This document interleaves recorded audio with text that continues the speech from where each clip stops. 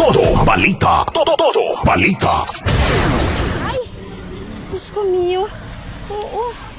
Nauwi sa isang trahedya ang dapat sanang road trip at gala ng siyam na magbabarkada patungong Pandan Hills sa Bayang Batan na ikinasawi ng isa sa kanila.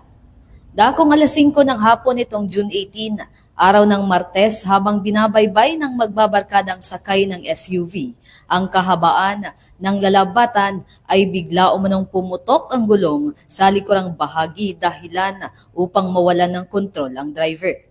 Nagpaikot-ikot pa sa kalsada ang SUV bago ito tuluyang sumalpok sa kasalubong na wing van. Tumilapon sa kalsada ang ilan sa mga sakay nito habang naipit at hindi nakaalis sa inuupuan sa driving seat si Jimboy Pintor, 20 taong gulang. Nagtamo si Pintor ng mga pinsala mula ulo hanggang paa na pinilit pang gamutin sa ospital, ngunit kalaunay binawian rin ng buhay. Emosyonal namang nagpahayag ng damdamin ang ina ni Jimboy na si Bella Pintor sa sinapit ng kanyang anak.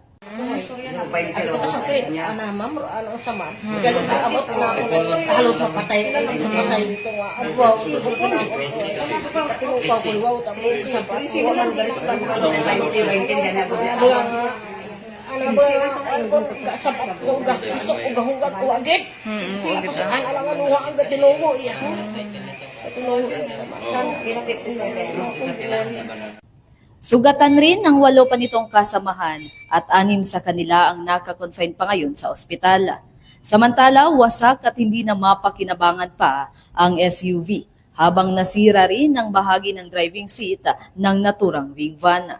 Sa ngayon, tulong pinansyal mula sa mga nakasama ng anak at nasangkot na wing van ang hiling ng ina ni Jimboy Pintor para sa kanyang pagpapalibing. buligan lang din ako sa financial para ipalubong ko nga.